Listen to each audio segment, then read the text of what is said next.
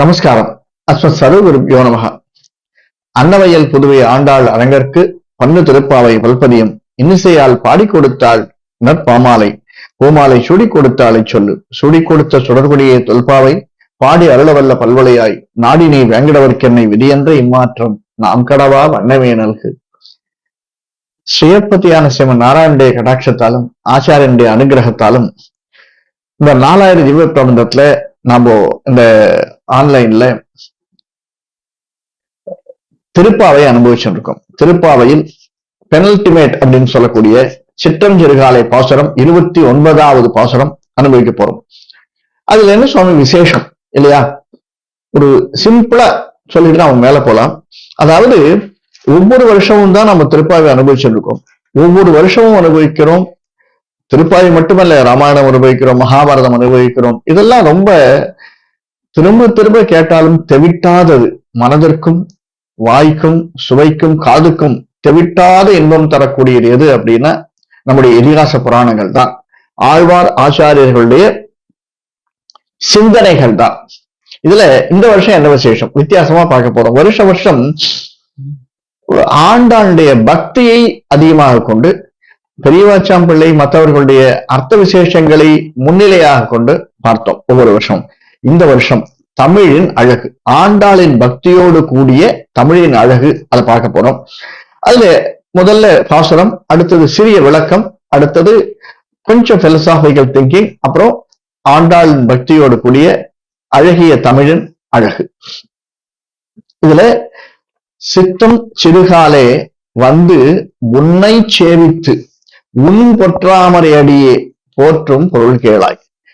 பெற்றம் மேய்த்து உண்ணும் குலத்தில் பிறந்து நீ குற்றேவல் எங்களை கொள்ளாமல் போகாது. இற்றை படை கொள்வான் அன்று கான் கோவிந்தா, எற்றைக்கும் ஏழேழு பிறவிக்கும் உந்தொன்னோடு உற்றோமே யாவும் உனக்கே நாம் ஆட்செய்வோம் மற்ற நம் காமங்கள் மாற்றேலோர் எம்பாவாய். இந்த ஏகாரம் வந்தால ராமனே வந்தான் அப்படின்னு வேற யாருமே வரல. ராமனே வந்தான்னா ஏதோ ஒரு விசேஷத்துக்காக அனுப்பப்பட்ட ராமனே திரும்பி வந்திருக்கிறான் அப்படின்னு அர்த்தம். இந்த ஏகாரத்தினுடைய பொருள் தமிழ் இலக்கணத்தை ரொம்ப அதிகம்.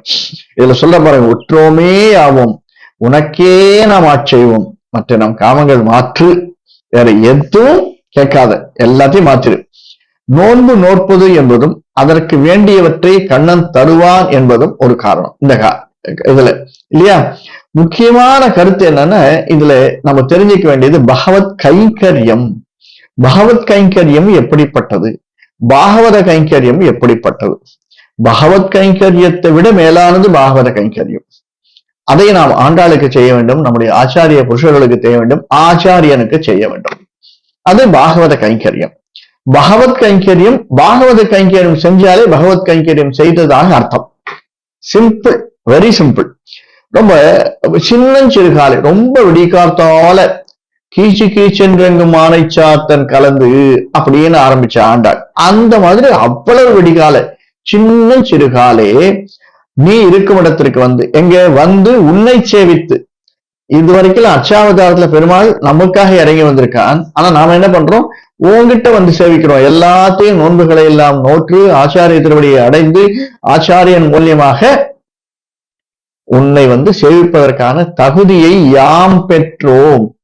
வந்து உன்னை சேவித்து உன் பொற்றாமரை அடியே போற்றும் பொருள்கள், உன்னுடைய பொன் தாமரை அடிகள் தக தக தக தகன்னு மின்னக்கூடிய அடி மட்டுமா மின்னும், உடம்பே அப்படித்தானே இல்லையா?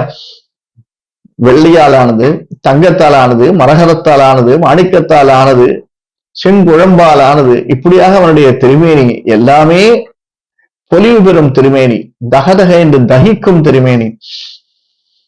பொல் தாமரை அடியே போற்றும் பொருள் கேளாய். அதனுடைய பொருளை நீ கேட்பாயாக. உங்களுடைய தாமரையை, பகவானுடைய திருவடிகளை மங்களாசாசனம் செய்கிறாள் ஆண்டாள். மங்களாசாசனம் செய்கிறதன்படி அதனுடைய பயன் என்ன அப்படிங்கிறது நீ கேள் அப்படின்றார். பொற்றாமரை அடியே போற்றும் பொருள் கேளாய். பொற்றாமரை அடியே போற்றும் பொருள் கேளாய். இந்த கமாவை எங்க போடுறது சுவாமி ரெண்டு இடத்துல எங்க போட்டாலும் அதனுடைய விஷயம் அதான் அர்த்த விசேஷம். தமிழினுடைய அழகு அதுதான். அதை பார்க்கலாம். பெற்ற மேய்த்து உண்ணும் குலத்தில், பெற்ற மேய்த்து, மேய்த்து அப்படின்னா அம்மா அப்படின்னா மாடுன்னு அர்த்தம். பெற்ற மேய்த்து கன்றுகளோடு கூடிய பசுக்களை மேய்த்து உண்ணக்கூடிய, பெற்ற மேய்த்து உண்ணும் குலத்தில், இடையர் குலத்தில் பிறந்தவன் நீ. போன பாட்டோ அதுக்கு முதல் பாட்டோ தான் பாட்டேன். இடையர் குலத்தினுடைய சிறப்பை நாம எப்படி ஆச்சாரியம் சொல்லுவார் அப்படிங்கிறது அதனுடைய விவரத்தை நாம பார்த்தோம். இடைக்குலம்ங்கிறது அதாவது பொற்றமை துண்ணம் குலத்தில் பிறந்து நீ குற்றேவல் எங்களை கொள்ளாமல் போகாது, அதாவது எங்களிடம் பணிவிடைகளை கொள்ளாமல் விட்டு விடுவது உனக்கு தகாது. அப்படின்னா என்ன அர்த்தம் சுவாமி? நாம செய்யறதெல்லாம் எடுத்துக்கோ, நாங்க எது செஞ்சாலும் கேட்டுக்கோ, எது சொன்னாலும் கேட்டுக்கோ, எது செஞ்சாலும் எடுத்துக்கொள், எது சொன்னாலும் கேட்டுக்கொள். ஏன் தெரியுமா? எல்லாமே நீ கொடுத்தது. நீ எதை கொடுக்கிறாயோ அதைத்தான் நாங்களால் திருப்பி கொடுக்க முடியும். உன் அறிவை அன்றி, உன்னுடைய கருணையை அன்றி, உன்னுடைய கடாட்சத்தை அன்றி வேற ஏதாவது எங்களால கொடுக்க முடியுமோ? ஒண்ணும் முடியாது. சில சமயத்துல நாங்க செய்த கர்மா கொஞ்சம் கூட வந்துடும். இப்ப அதெல்லாம் பொதுங்கி போயிட்டு. ஏன்னா நாங்கள் உன்னை சேவிப்பதற்காக வந்திருக்கிறோம். நாங்கள் வந்தது பறையை கொள்ளும் பொருட்டாக அன்று. கோவிந்தா, குற்றேவலங்கள் இற்றை பறை கொள்வான், இற்றை பறை கொள்வான். அதற்கும் ரெண்டு மீனிங் இருக்கு, பார்க்கலாம். நாங்கள் எப்போதும் நீ எடுக்கும் எந்த அவதாரத்திலும் இப்போது இருவது போலவே உன்னோடு பொருந்தியவர்களாகவே இருக்க வேண்டும். நம்ம இதை ஆரம்பத்திலேயே கவனிச்சோம். ராமாவதாரத்துல பகவான் ராமபிரான் காட்டுக்கு வர்ற போது அங்க இருக்கிற புருஷர்களை எல்லாரும் எதற்கான தவம் பண்ணின்றார்? ராமனை பார்க்கணும், ராமனுடைய திருவடி சம்பந்தம் வேணும் அப்படிங்கிறதுக்காக. அதை முடிச்சுட்டு கிருஷ்ணாவதாரம் வரைச்சே திரும்பவும் கோபியர்களா வரா. நாங்களே திரும்ப வந்து பொறுக்கணும். இந்த பூமியில பிறக்கிறதுக்கு அவளுக்கு எவ்வளவு ஆசை பத்தேளா. நாமெல்லாம் பிறந்துட்டு அல்லாடின்னு இருக்கும் இல்லையா? திரும்பவும் இற்றை பறைகொள்வான் அன்று காண் கோவிந்தா. அன்னைக்கு எப்படி இருந்தோ அதே மாதிரி இன்னைக்கும் இருக்கணும். எற்றைக்கும் ஏழேழு பிறவிக்கும் உந்தொன்னோடு உற்றோமே ஆகும். எவ்வளவு பிறவி எடுத்தாலும் அவன் கூடவே இருக்கணும்பா. அப்பதான் எங்களுக்கு திருப்தி. வேற யாரும் எங்களை வந்து எதுவும் செஞ்சிட மாட்டாங்க இல்லையா? அவன் கூடவே இருந்த என்ன குறைச்சல் எங்களுக்கு? வேற எதுவும் எதற்குமே குறைவில்லையே. இல்ல, குற்றம் குறைவில்லாமல் இருப்பது தானே அடுத்த பாசனத்தை பார்க்க போறோமே. உற்றோமையாவும் உனக்கே நாம் ஆட்சேபம். உனக்கு உன் கூடவே உனக்கு ஆட்சியத்துக்கே நீ உனக்கு அடிமையாக இருப்பதற்கு நல்லார் ஒருவர் உடலில் அவர் பொருட்டு எல்லாருக்கும் பெய்யும் மழையன். அந்த மாதிரி நல்லவர்களுக்கு நல்லது செய்வதனால எந்த விதமான கெடுதலுமே கிடையாதான். அதனால நான் எப்பயும் உனக்கு ஏவல் செய்வதிலேயே எங்களுக்கு பிரச்சனையே இல்லை. இன்னைக்கு சில பேர் அப்படிதானே சொல்லிக்கிறா இல்லையா? நீ வந்தாலும், உன் பிள்ளை வந்தாலும், உன் பேரன் வந்தாலும், நீயே எப்ப பார்த்தாலும் அரசாட்சி ஆண்டுட்டாரு, நாங்க உங்களுக்கு அடிமையாவே இருக்கும். அது எங்க இருந்து வந்தது? இங்க இருந்து வந்ததுதான் போல் இருக்கு.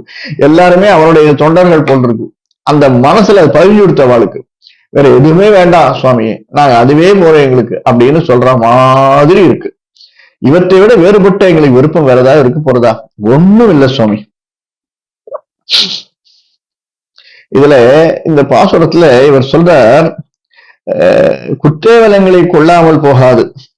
நீ வந்து பிரபந்தத்தினுடைய அடிப்படை கருத்து என்னது? பகவத் கைங்கரியம். எந்த இடத்துல பார்த்தாலும் பகவத் கைங்கரியம் அடிப்படையாக சொல்லக்கூடிய கருத்து. வராக அவதாரத்துல பூமியை எடுத்து நோக்கினவன், வேற பூமியை வாமனனாக எடுத்து நீரேற்று பெற்றவன், வேத சப்தத்தை அன்ன வடிவாகி பிரித்தெடுத்தவன், வேதத்தை ஹைகிரிய வடிவில் ஒளிரச் செய்தவன், சூரிய கிரணத்துக்குள்ளே இருப்பவன் என்று பல பொருள் படக்கூடியதாக இந்த பாசுரம் அமைந்திருக்கான். குற்றேவல் அப்படின்னா அந்தரங்கமாக ஏவிக்கொள்ளுவது அப்படின்னு அர்த்தமா? அந்தரங்கமாக ஏவிக்கொள்வது அப்படின்னா என்ன அர்த்தம் சுவாமி அப்படின்னா, உடைவாளும் அடுக்குருவும் எடுத்தல், கலசப்பானை பிடித்தல், படிக்கம் வைத்தல்,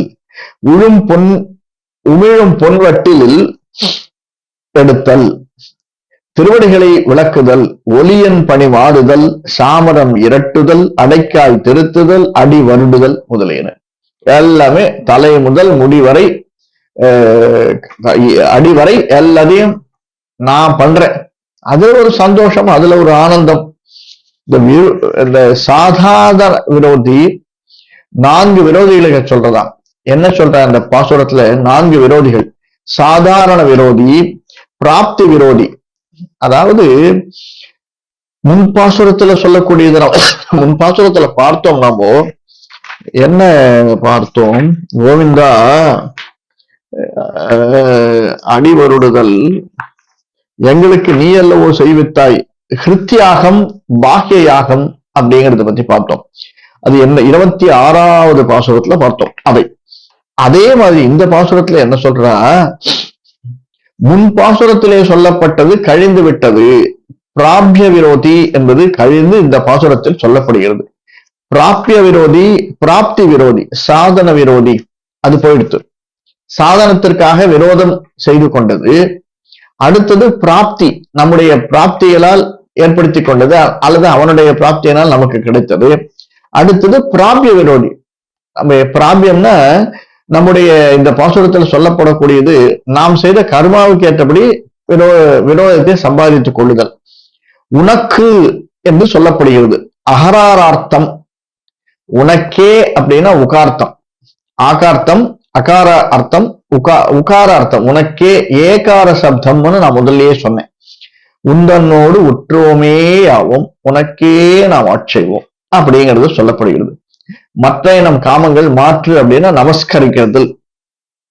எல்லாத்தையும் நான் நமஸ்கரிக்கிறேன், நீ ஏத்துக்கோ அப்படின்னு அர்த்தம். சொரூப உபாயங்கள் இரண்டில் கிடைக்கிற விரோதி கழிவதற்காக வெற்றம்மை துண்ணும் என்ற ஞானப்பிறவியை சொல்கின்றனர். பறை அவன் உசுப்புக்காக புகழாக பண்ணும் அடிமை விடிவோரை எழுந்திருப்பது 30 பாட்டை அனுசந்தித்தல் அப்படின்னு சொல்லி முடிக்கிறார். பட்டர் அருளுவார், நாம் இந்த இருப்பை நினைவது பட்டர் அருளுவது அப்படின்னு இந்த பாட்டை பிலசாபிக்கல் திங்கிங்ல சொல்றா. இன்னும் ஒரே ஒரு விஷயம் இருக்கு, அதையும் பார்த்துட்டு நாம போகலாம். ந தேவலோகாக்கிரமணம், ந அமரத்வாகம், விரணே பஜ்ஜு பிரஜானய ஐஸ்வர்யம் பசுனாம் வா ந காமையே. அதாவது இந்திர லோகமாலும் இச்சுவை பெறின வேண்டேன், அரங்கமா நகருளானேன்னு பாடுறா இல்லையா ஆழ்வார். அச்சுவை பெறின வேண்டேன் பச்சைமா மலை போலி மேனி பவளவாய் கமலச்சங்கன், அதுல வரைச்சே பாடுறா இல்லையா அச்சுவை பெறின வேண்டேன். இங்க இருக்கிற உன்னுடைய திருவடி சம்பந்தம் வேற எங்க போனாலும் வராது, அங்கெல்லாம் ஏமாத்திடுவா. இதை விட ரொம்ப மோசம் தேவலோகம் எல்லாம் அப்படிங்கிறது அவருக்கு நல்லா தெரிஞ்சிருக்கு. சேஷியின் உகப்பை நன்கு அறிந்து செய்வதில் உள்ள குதூகலத்தினுடைய ஆக்னி சேஷத்துவம் சேஷித்துவம் அப்படின்னு ரெண்டு சொல்லுவா. இதெல்லாம் நம்ம காலகாலமா பார்த்துட்டு வரும், அதனாலதான் நான் அதெல்லாம் விளக்கல. அதாவது பரவான அஸ்மி காகுஸ்தத்வயி வர்ஷதம் சஸ்திதே ஸ்வயம் து ருஷிரே தேசே கிரியாதாம் ஈதி மாம் வதஹா அப்படின்னு, கிரியதாம் இது மாம் வதஹா அப்படின்னு சொல்றதா இந்த பாசுரத்துல. குரு ஏவல் குற்று ஏவல்னா குறுகிய ஏவல் குற்று ஏவல், குறுக தரித்த ஏங்கல், தாங்க குடிதல் தாங்க முடிதல், ரெண்டையும் பத்தி இந்த அர்த்த விசேஷத்துல நம்ம பார்ப்போம்.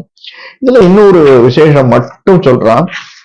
சிற்றம் சிறு காலே, சிறு 5 இருகால், சிறு 5 இருகால், சிற்றஞ்சிறுகால், சிற்று 5 இருகால், சிறு சிறுகால், சிறு 5 சிறுகால், எப்படி வேணாலும் படிச்சுக்கலாம். முன்னே சிறஞ்சிறு சிற்றஞ்சிறு என்பதற்கு சிறிதானு பொருள் பார்த்தோம். அந்த பொருளுக்கே சிறுகாலை சிற்றஞ்சிறுகாலே அருளினதாம் அப்படின்னு. இருகால் என்பது வினைத்தொகை அப்படிங்கிறார். நாம 2 பாசுரத்துக்கு முன்னாடி பார்த்தோம் ஒரு வினைத்தொகையை பத்தி. என்னது வினைத்தொகை அப்படின்னா ஊறுகாய், ஊறும் காய், ஊறின காய். அதைத்தான் நம்ம இவருடைய பாரதம் சொல்ற ஆழ்வாருடைய விசேஷத்தை பார்க்கிற போது பகவான் யாச்சிக்கிறான் அப்படிங்கிறத பார்த்தோம்.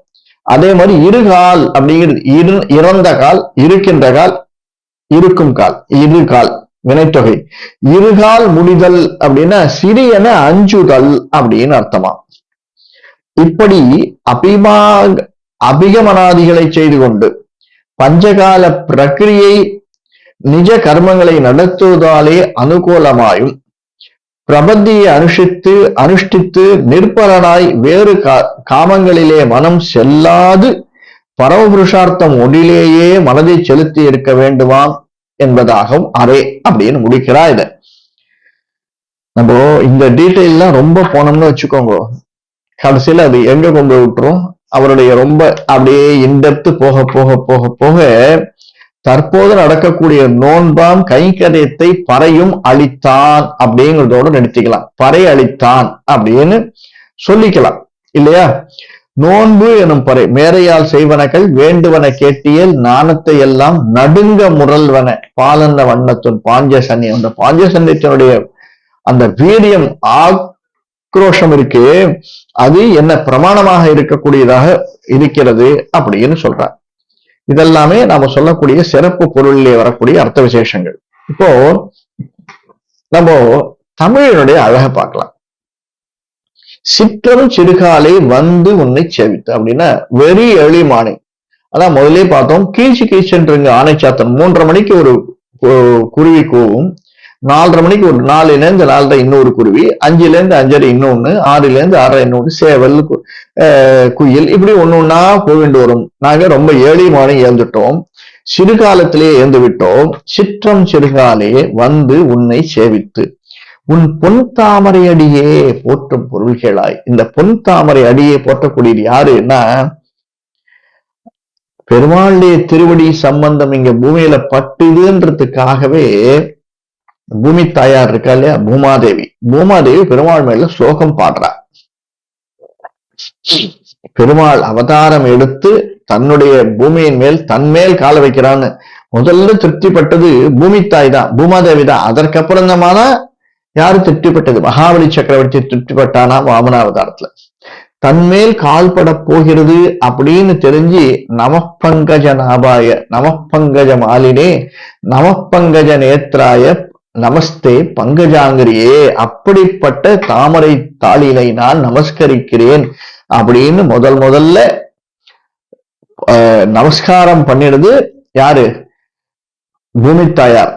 அந்த பூமி தாயாருடைய வயிற்றிலே பிறந்தவள் தான் பொன் தாமரை அடியே போற்றும் பொருள் கேளாய் அப்படின்னு சாதிக்கிறா ஆண்டாள். அதாவது ஏர்லி மார்னிங் அப்படின்னா என்ன அர்த்தம்னா, சிற்றஞ்சிறுகாலே வந்து உன்னை சேவித்தேன் அப்படின்னா எனக்கு ரொம்ப வயசானதுக்கு அப்புறம் நான் வந்து சேவிக்கல கிருஷ்ணா. எனக்கு எப்ப ஞானம் அறிவு வர ஆரம்பிச்சதோ வெரி ஏர்லி டேஸ் இல்லையா, அதுதான் அர்த்தம். சிற்றஞ்சிறுகாலை வந்து உன்னை சேவித்தேன்னா வெரி ஏர்லி டேஸ்ல வந்துட்டேன். இப்ப எல்லாரும் பாகவதம் கேட்கிறவா ராமாயணம் கேட்கிறவா என்ன பண்றா, அப்பா ரிட்டையர்ட் ஆயிட்டோம் பாயிருவே என்ன பண்றதுன்னு தெரியல, சரி இப்போ ராமாயணம் பேசுறாலே கேட்கலாம். அப்படி இல்லை அர்த்தம். எனக்கு ஞானம்னு வந்துருத்து. என்ன ஞானம் வந்துருத்து? இந்த உலகத்தில் நாம் எதற்காக பிறந்தோம், யார் மூலியமாக பிறந்தோம், எப்படி பிறந்தோம்ங்கிற ஞானம் எனக்கு வந்துருத்து. அது எப்படிப்பட்ட ஞானமாக வந்தது? நான் கேட்டு இந்த மூஞ்சோ இந்த கை காலோ என் பெயரோ கொடுக்கப்படவே இல்லை. அப்பா அம்மா கேட்டு கொடுத்ததா? இல்லை. யாரோ ஒருவன் செய்தது, நாம் செய்த கர்மா, இது ரெண்டும் அப்படி கனெக்ட் ஆயிடுச்சு. அது ரெண்டும் கனெக்ட் ஆனதுனால நான் வந்து பிறந்தேன். அந்த ஞானம் வந்ததுலயே எனக்கு ஏர்லி டேஸ்ல, அப்பயே எப்ப எனக்கு அறிவு வந்தது, அந்த அறிவின் மூலியமாக ஞானம் வந்ததோ அந்த காலையிலேயே வந்து உன்னை சேவிக்க ஆரம்பித்து விட்டேன் அப்படின்னு சொல்றான். உன் பொன் தாமரை அடியே போற்றும் பொருள் கேளாய். இதுல அந்த கற்க கசடர கற்பை கற்பனை அடிக்கடி சொல்ற ஒரு உதாரணம். பொன் தாமரை போற்றும் பொருள்களாய், பொன் தாமரை அடி போற்றும் பொருள்களாய், பொன் தாமரை அடி போற்றும் பொருள் கேளாய். இந்த பொன் தாமரைன்னு ஏன் சொன்னான்னா இருக்கிறதுலயே ரொம்ப காஸ்ட்லியானது. இப்போ நாளுக்கு நாள் ஏறிட்டு இருக்கு. என்னது? தங்கத்தினுடைய விலை. தங்கத்தை பொருளா செஞ்சு போட்டுண்டா அதை நீ கேளுன்னு கேட்கிறா. பொன் தாமரை அடி போற்றும் பொருள்களை, அந்த பொன் தாமரையாக இருக்கக்கூடிய போற்றக்கூடிய பொருளை நீ கேட்பாயாக அப்படின்னு கேட்கிறார். பொன்னாலான தாமரை, தாமரை அப்படின்னா ஒரு மீனிங் என்னன்னா மான்னு அர்த்தம். தாவக்கூடிய மறை, மறைனா மான், தாவக்கூடிய மான்னு ஒரு அர்த்தம். எது? பொன்னாலான தாவக்கூடிய மானை கேட்டவள் யார்? சீதா பிராட்டி. அந்த சீதா பிராட்டிக்கு அனுகிரகம் பண்ணினவன் யார்? ராமபிரான். அந்த ராமபிரானை குறித்து சினத்தினால் தென்னிலங்கை கோமானை செற்ற மனத்துக்கு இனியானை பாடவும் நீ வாய்த்திரவாய்னு சொன்னா இல்லையா ஆண்டாள். அதுதான் சொல்றா, பொன் தாமரை அடியே போற்றும் பொருள் கேளாய். அந்த பொன் தாமரை எடுத்த மான் மாரீச்சனை கொன்ற மகனாக பிறந்து தசரதனுக்கு தாசரதியாக பிறந்து 14 ஆண்டுகள் கால்கள் அடிகளால் இந்த உலகை போற்றியவன். போற்றும் தாமரை அடி போற்றும் பொருள் கேளாய் அப்படின்னு. கேளாய் அப்படின்னா முதல் பாகத்திலே கேள் அப்படிங்கறத பத்தி நம்ம விவரிச்சிருக்கோம், பார்த்துக்கோங்க. அப்படி கேளாய் அப்படின்னா நீ கேட்பாயாகன்னு ஒரு அர்த்தம். கேட்க மாட்டாயா நீ கேளாயா, உன் தாமரை அடி பொருள் பொருள் கேளாய் நீ கேட்க மாட்ட அப்படின்னு ஒரு அர்த்தம். இந்த அர்த்த விசேஷங்களை சொல்லச்சு வாரியார் ஒரு அர்த்தத்துல சொல்லுவார், எனக்கு 5 பேரும் கணவனாக இருந்தும் மனம் வேறு ஒருவனை நாடுகிறதுன்னு ஆழ்வார் எழுதினார். அந்த பாசுரத்தை சொல்றது எப்படி இன்னும் 5 பேரையும் விட்டு விட்டு வேற ஒருத்தரங்க மனம் நாடும் அப்படின்னு எழுதலையா அவர். மனம் நாடும் அப்படின்னு ஒரு கொஸ்டின் மார்க் போட்டாரா? அப்படின்னா கொஸ்டின் மார்க் போட்டோன்னா என்ன அர்த்தம்? நாடுமா? ஆக செய்யாது. மனம் நாடும், நம்ம இன்னைக்கு கார்த்தால பிளைட்ல கிளம்பி போயிடுவோம் அப்படின்னா என்ன அர்த்தம்? போக மாட்டோமா, அவ்வளவுதானா அப்படின்னு கேட்கிற மாதிரி இருக்குது. அந்த மாதிரி வினை எச்சவாகவும் வருகிறது பொருள் கேளாய் அப்படின்னு அர்த்தம். கேட்க மாட்டாயா அப்படின்னு ஒரு அர்த்தம். அடுத்தது என்னது? பெற்றம்மை துண்ணும் குலத்தில் பிறந்து நீ குற்றேவலங்களை கொள்ளாமல் போகாது, படிப்படியாய் கிடந்து உன் படியாய் கிடந்து உன் பவளவாய் காண்பேனேன்னு ஆழ்வார் சாதிச்சாரே, அந்த மாதிரி இச்சுவை தவிர யான் போய் இந்திர லோகமாலும் அச்சுவை பெறின வேண்டேன், எனக்கு மோட்சமே வேணாம்பா. இப்ப இருக்கிறதே மோட்சம்தான். பெருமாள் திருவடி சம்பந்தம் எனக்கு கிடைக்கிறதே பெரிய மோட்சம்தான். அந்த அச்சாவதாரத்திலே அவன் எனக்கு ஆளுமை பண்றானே, அதுவே பெரிய மோட்சம்தான். இதுவே குற்றேவலங்களை கொள்ளாமல் போகாது, அது எங்களுக்கு வேண்டாம், போகாது எங்களுக்கு வேண்டாம். அப்படி என்ன வேணுமா? போ எற்றைக்கும் ஏழே பிறவிக்கும் உந்தொன்னோடு உற்றமையாவும் உனக்கே நாம் ஆட்சேபம். அது என்ன சுவாமி? ஏழே பிறவி. ஏழே பிறவின்னா 7 7 அப்படின்னா 14ன்னு ஒரு அர்த்தமா இருக்கு. 7 7ன்னா 49ன்னு 7 7 பிறவின்னா 49, ஈரேழு மேலேழு அப்படின்னு ஒரு அர்த்தமா இருக்கு. எத்தனை பிறவி எடுத்தோமோ எங்களுக்கு தெரியாதே அப்படின்னு ஒரு சகச சீர்ஷா புருஷ சகசிராட்ச சகசிரபாதுன்னு சொல்ற மாதிரி ஒரு அன்லிமிட்டட போறதுக்கு எத்தனை பிறவி எடுத்தோம்? 7 7ன்னா 7/7 அப்படின்னு ஒரு அர்த்தம்னு சொன்னேன். அவன் இந்த 2 ஸ்கொயர் அப்படின்னு 7 ஸ்கொயர் 7ன்னு தெரியாதான். 7 7னா 7 ஸ்கொயர் 7ன்னா என்ன ஆகுது? 7 × 7 × 7 7 × 7 × 7 × 7 அவ்வளவு பிறவிகள் நம்ம எடுக்கணுமா? எப்பா தாங்காதுப்பா, இதுக்கே தாங்க மாட்டேங்கிறது இல்லையா? சில கல்லை பார்த்து சொல்ல, 2 கோடி வருடங்களுக்கு முன்னாடி இந்த கல் விழுந்து இந்த இடத்துல என்ன ஆச்சு? நெருப்பு கல்ல விழுந்தது இப்போ இதுவாயிடுச்சுன்னு நம்ம சொல்றோம் இல்லையா? அகழ்வாராய்ச்சியில 2 கோடி வருடங்களுக்கு முன்னாடி. அப்ப நம்ம 7 × 7 × 7 7 × 7 × 7 × 7 7 ஸ்கொயர் 7ன்னு நம்ம எடுத்துக்கலாம். 7 7 பிறவி அப்படின்னு. உந்தன்னோடு உற்றோமையாவும் உனக்கே நாம் 7 டைம்ஸ் 7 பர்த். எப்படி? 7 டைம்ஸ் × 7 பர்த் உன்னோடையே இருக்கணும் அப்படின்னு சொல்றது. இதுல முக்கியமா ஒரு விஷயம் எப்படின்னா, 7 பிறவியில நம்ம எடுத்தோம்னா நம்ம பிறவி முடிஞ்சிரும்னு அர்த்தம். 7 49 50ன்னு வச்சுப்போமே ரவுண்டுக்கு. 50ல பாதி எவ்வளோ? 25. இரண்டாவது பிறவி நமக்கு 7 பிறவிக்கு தான் நமக்கு ஞாபகம் இருக்கும்னு சொல்ற இல்லையா? இரண்டாவது அந்த 7ல பாதி, அதாவது 50ல பாதி 25, 25ல பாதி 12.5, 12.5ல பாதி 6, 6ல பாதி 3, 3ல பாதி 1.5, 1.5 எடுத்தோம்னா 2, 2ல பாதி 1, 1ல பாதி அரை, அதாவது 0. அதுக்கு கீழே போயிடுச்சுன்னா 0. சோ 7 பிறவியில் நம்ம கர்மா தொலைந்து விடுகிறது. அதனாலதான் உன்னோட 7 7 பிறவிக்கும் 49 பிறவிக்கும் உன்னோட வந்துட்டேன்னா அதோட எனக்கு முடிஞ்சிடணும், உனக்கே நாம் ஆட்சேபோம். வேற எந்த நினைப்பும் எனக்கு இருக்கக்கூடாதுப்பா. எப்படி? வேற எந்த நினைப்பும் இருக்கக்கூடாது. 7 ஸ்கொயர் 7 அந்த அளவுக்கு என்ன பிறவி எடுக்கிறதுக்கு நீ என்னை விட்டுடாத.